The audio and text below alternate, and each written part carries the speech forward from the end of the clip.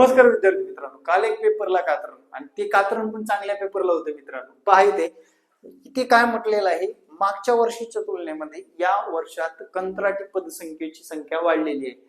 कंत्राटी पदसंख्या म्हणजेच काय, तर सरकारी शाळेवर कंत्राट पद्धतीने शिक्षक रुजू झालेले आहे.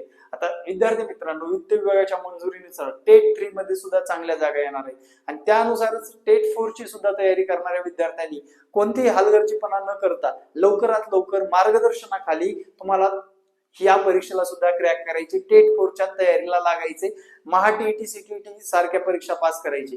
त्या पलीकडे जाऊन यावर सविस्तर व्हिडिओ बनवलेला आहे. राज्यात 75,000 कंत्राटी म्हणजेच विद्यार्थी मित्रांनो रिक्त पद आहेत.